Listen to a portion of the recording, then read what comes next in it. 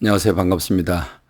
성경을 하루 한 장 내지 두 장 읽어서 성경을 통독하는 프로그램 이 방에 찾아오신 여러분들을 주의 이름으로 환영합니다. 오늘은 신명기 33장을 함께 묵상하게 될 텐데, 신명기 33장에는 모세가 임종 전에, 죽기 전에 이스라엘 백성 12지파를 향해서 한 지파 한 지파 축복하는 그 축복의 내용이 담겨져 있습니다. 모세의 간절한 마음이 담겨져 있죠. 이 축복은 어느 한 지파도 책망을 하지 않았습니다. 다 축복을 주었습니다. 창세기 50장에 보면 야곱이 12 아들에게 유언적인 축복을 해주고 있는데, 그런데 오히려 장자 루벤, 그리고 두 번째 시므온과 세 번째 레위에 관해서는 저주스러운 내용을 담고 있습니다. 그것은 그들의 잘못 때문이죠. 아버지 마음을 서운하게 했죠. 아버지의 부인과 더불어 잠자리를 같이 하고 또 혈기를 드러냄으로써 이 세 아들은 장자 상속권에서 버림을 받고, 오히려 네 번째 아들인 유다가 장자의 반열에 오르게 되는 그 예언적인 성격이 담긴 유언을 하는 모습을 볼 수 있습니다. 그런데 지금 이 모세의 축복은 어느 지파 예외 없이 다 축복을 하지만, 그러나 그럼에도 불구하고 특별히 유난하게 그 레위 지파를 향해서는 남다른 축복을 하고 있는 모습을 볼 수 있습니다.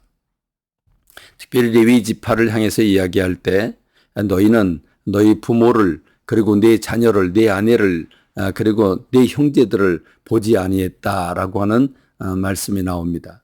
한마디로 말하면 이스라엘 백성들이 금송아지를 만들어 놓고 우상 숭배를 극렬하게 할 때 모세가 거룩한 분노를 터뜨리지요.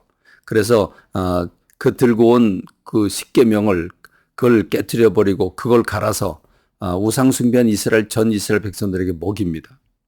그리고 그 거룩한 분노가 식지 않아서 그는 이렇게 명령을 합니다. 누구든지 여호와의 편에 설 사람들은 모여라라고 외칩니다. 그럴 때 무슨 일인지 모르지만 하나님의 편에 설 사람들은 다 모이라고 할 때 그 뒤를 따른 것은 레위 지파였습니다. 레위 지파 사람들이 모였습니다. 모일 때에 그때 모세가 명령을 내립니다. 너희들은 지금부터 칼을 차라. 칼을 뽑아라. 그리고 그 칼을 휘두르는데 너희 부모를 만났든지 너희 형제를 만나든지 내 자녀를 만나든지 관계없이 오늘 너희들이 하루 종일 만나는 사람들을 칼로 쳐라. 이렇게 명령을 해서 그날 수천 명이 죽어지는 그런 아픔을 경험하게 되는데, 사실은 이 사건으로 말미암아 하나님의 거룩한 분노가 멈추어섰습니다.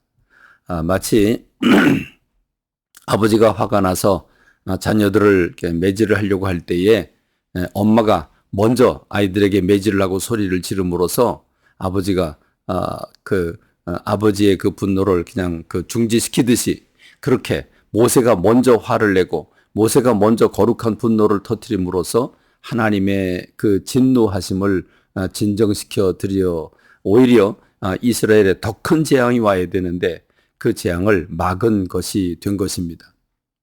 이렇게 여러분 생각해 보십시오. 레위 지파가 누구든지 하나님 편에 서는 사람들은 나와라 할 때 레위 지파가 유일하게 나갔습니다. 다른 지파 사람들이 나가지 않았습니다. 그런데 이 레위 지파가 도저히 순종할 수 없는 명령을 내린 것 아니겠습니까? 오늘 만나는 사람, 길에서 만나는 사람, 너희 부모든지 아내든지 자녀든지 형제든지 가리지 말고 죽여라. 여러분, 어떻게 내 부모를 칼로 휘두를 수 있겠습니까? 어떻게 내 자녀를 그들이 우상 숭배하고 범죄했다고 그걸 어떻게 칼로 칠 수 있겠습니까? 도저히 그럴 수 없는 상황인데 레위 지파는 순종을 했다는 것입니다. 그래서 하나님은 하나님의 성막에서 레위 지파가 하나님께 부속이 돼서 하나님의 것이 되어서 하나님께 드려진 것을 먹고 하나님이 그들을 챙겨주시는, 그래서 그들은 세상 일 하지 아니하고 하나님의 일만 하는 성막에서 성막 봉사를 하는 하나님의 사람들로 부류가 됩니다. 그래서 12지파에서 이 레위 지파는 빠집니다. 야곱의 12아들 가운데 레위가 빠지면 11가 되지요. 요셉이 빠집니다. 그럼 요셉이 빠지면 10개가 되지요. 10명이 되지요.